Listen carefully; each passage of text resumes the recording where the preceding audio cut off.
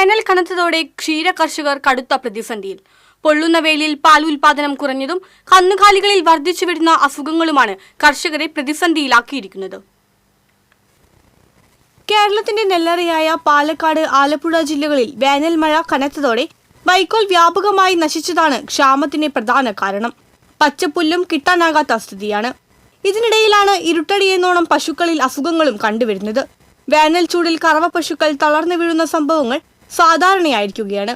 ചൂടിനു പുറമെ കാൽസ്യത്തിന്റെ അഭാവവും പശുക്കൾ തളർന്നു വീഴാൻ ഇടയാക്കുന്നതായി മൃഗഡോക്ടർമാർ പറയുന്നു. കൃത്യമായ ചികിത്സ ലഭ്യമാക്കിയില്ലെങ്കിൽ തളർന്നു വീണ പശുക്കൾക്ക് ജീവഹാനിയും സംഭവിക്കാം.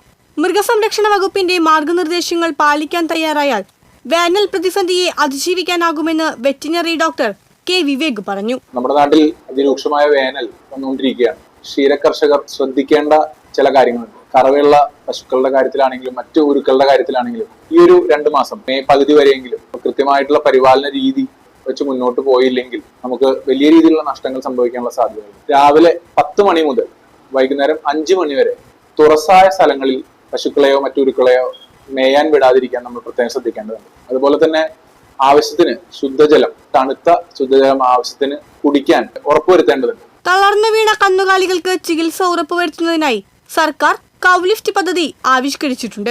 പശുക്കളെ യന്ത്രസഹായത്തോടെ എഴുന്നേൽപ്പിച്ചു നിർത്തി ചികിത്സ നൽകുന്ന പദ്ധതിയാണിത്. ചൂട് ഉയരുന്നതിനനുസരിച്ച് ശരീരത്തിന്റെ പ്രതിരോധശേഷി നഷ്ടപ്പെടുന്നതും ഭക്ഷണം കഴിക്കാനാകാത്തതുമാണ് പാൽ ലഭ്യതയിൽ കുറവ് വരുത്തുന്നത്.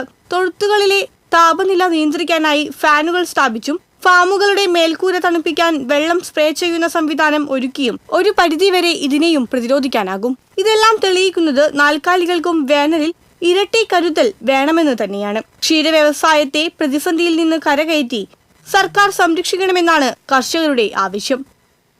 TCV ഗുരുവായൂർ.